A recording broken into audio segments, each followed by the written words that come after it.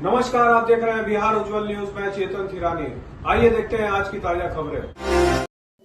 उन सबको शुक्रिया अदा करना चाहता हूँ और आप जो मेरे पत्रकार मित्रगण यहाँ पे इतनी भारी तादाद में उपस्थित हुए हैं, आप सब लोगों का शुक्रिया। अभी मैंने जो राजनीति के अपना निर्णय यहाँ पे आप लोगों के साथ साझा किया है, मेरे पार्टी का नाम जो होगा, जो एक मैंने राजनीतिक पार्टी हमने जो एक राजनीतिक पार्टी गठन की, उसका नाम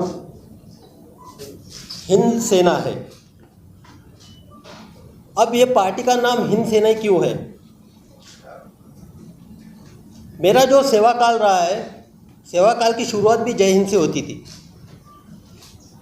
और जब मैंने रिसिग्नेशन दिया और अंतिम मैंने रिसिग्नेशन एक्सेप्टेंस के बाद लोगों में जाने के लिए मैं निकला हूँ, तब भी मेरा जो अंतिम सेवा के लिए एक संदेश था वो जय हिंद का ही था। तो जय हिंद में मुझे हिंद जो वर्ड है, जो शब्द है, वो मेरे खून के हर कतरे में भिना हुआ है, उसमें मिला हुआ है। हिंद मीन्स भारत।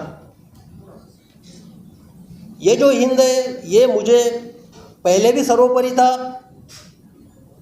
आज भी मुझे सर्वोपरि है और आने वाले भविष्य में हिंद मुझे सर्वोपरि रहेगा। दूसरा जो वर्ड है सेना, जो सेना ये शब्द है, इस पार्टी के माध्यम से मैं उन जवानों की तलाशों में हूँ, जो सेना के जवान जो इस पार्टी के कार्यकर्ता बनेंगे, वो बिहार के हक के लिए लड़ेंगे, वो लड़ाकू होंगे। एक जवान की जो क्वालिटी होती है, जैसा पुलिस का जो जवान होता है वो क्राइम के खिलाफ लड़ता है, सेना का जो जवान होता है वो अपने बॉर्डर के लिए लड़ता है, देश की सुरक्षा के लिए लड़ता है। उसी तरह हिंद सेना का जो जवान है, जो कार्यकर्ता है, वो बिहार के हक के लिए लड़ेगा। तो जो रन फॉर सेल्फ मैंने शुरू किया था, और रन फॉर सेल्फ के दौरान मैं युवाओं से मिला। हालांकि रन फॉर सेल्फ में एक मेरा और एक मोटिव था, अवेयरनेस कितने मात्रा तक नीचे पहुंची हुई है, और दूसरी बात थी कि लोगों के मन में क्या है, विशेषकर युवाओं के मन में क्या है, युवा क्या सोच रहे हैं, वो मुझे जानना था। तो विगत एक माह के अंदर जो पुलिस के 12 रेंज है, उसमें से एक बेतिया रेंज छोड़ के, यानी बेतिया, मोतिहारी और बगा जो आता है, वो 3 जिला छोड़ के ऑलमोस्ट सारे जिलों को मैंने टच किया।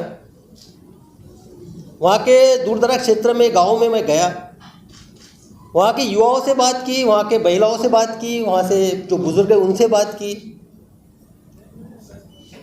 तो मुझे जब सबसे बात करने के बाद 2 बातें जो है वो प्रमुखता से सामने दिखाई दी। सबसे पहली बात, 75 साल के आज़ादी के बाद भी, 75 साल के आज़ादी के बाद भी बिहार के जो दूर दराज के क्षेत्र है, कई गांव है, उन तक जो बुनियादी सुविधाएं पहुंचनी चाहिए थी वो नहीं पहुंची है। रोजगार, पलायन, ये तो बड़े इशू है, लेकिन जो बुनियादी सुविधा है, एग्जाम्पल के तौर पे बताता हूँ, आदमी के लिए जीने के लिए सबसे इंपॉर्टेंट क्या है गांव में, वो है पानी। तो जब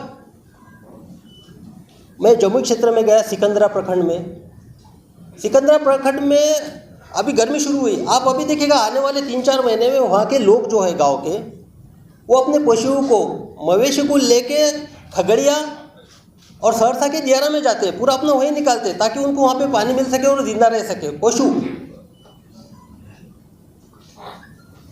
उसी तरह रोहतास जो पहाड़ी है, उसके आसपास के 30-40 गांव हैं, ताराडी पंचायत के, वहाँ के जो लोग हैं वो भी अपने पशुओं के लिए लेकर 4-5 महीने के लिए, जिसको डीला कहते हैं, सोन डीला के अंदर ले जाते हैं, वहाँ रहते हैं।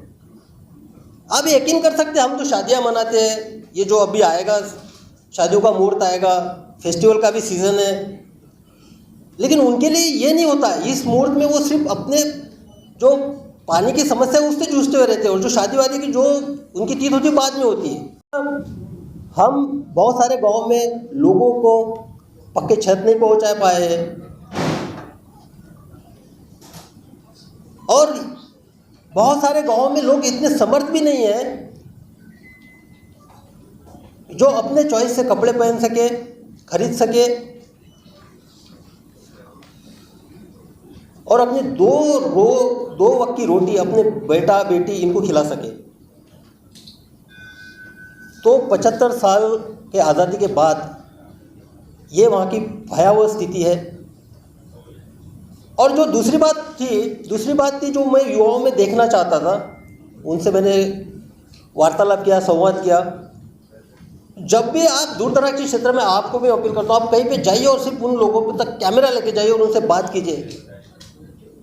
वो आपके सामने समस्याओं का अंबार लगा देंगे, एक फेरिस्त आपके सामने रख देंगे उनके समस्याओं की। तो जब वो आपके सामने समस्याओं की फेरिस्त रखते थे, मेरे सामने जब रखते थे, युवाओं में एक था कि उनके नज़रों में मुझे एक बदलाव की आस भी दिखती थी। हर युवा जो है वो बदलाव चाहता है, लेकिन उनकी बॉडी लैंग्वेज जो है वो हमेशा शो करती कि कुछ होप्स उनमें है कि बदलाव आए, लेकिन बदलाव लाएगा कौन? विगत 75 साल के इतिहास के बावजूद उनकी स्थिति वहीं की वही है। तो उनकी एक होप मुझे देखी कि आप बदलाव लाइए। तो बदलाव मेरे सामने था कि लाया कैसे जाए। एक मेरे सामने एक प्रयोजन था कि मैं समाज सेवा के माध्यम से इनमें बदलाव की कोशिश करूं। लेकिन सारा एनालिसिस करने के बाद मैंने ये पाया कि लोकतंत्र ने, जो एक खूबसूरत हथियार है, लोकतंत्र ने वो व्यवस्था बना के रखी कि जो मूलभूत सुविधा है, जो उनकी समस्या है, उनसे निजात पा सके जनप्रतिनिधियों के माध्यम से। उन लोगों को अपना जनप्रतिनिधि नियुक्त करने का, चुनाव के बदौलत उनको नियुक्त करने का उनको अधिकार दिया है। तो जब मैंने ये पाया कि इनमें जो बदलाव ला सकता है एक लोकतंत्र के माध्यम से, इन्हीं में से युवाओं को बिहार की दशा और दिशा सुधारने के लिए नेतृत्व के तौर पे, जनप्रतिनिधियों के तौर पे क्यों न लाया जाए, तब मैंने निर्णय लिया कि इन युवाओं के लिए हम एक माध्यम बन सकते हैं, एक राजनीतिक विकल्प के तौर पे माध्यम बन सकते हैं। जब मैंने ये सोचा और अमल लाने की कोशिश की, तो मेरे सामने बहुत सारे राजनीतिक दल के विकल्प थे। मैं यहाँ बता देना चाहता हूँ कि बहुत लोगों ने मुझे अप्रोच भी किया, किसी ने राज्यसभा का ऑफ़र किया,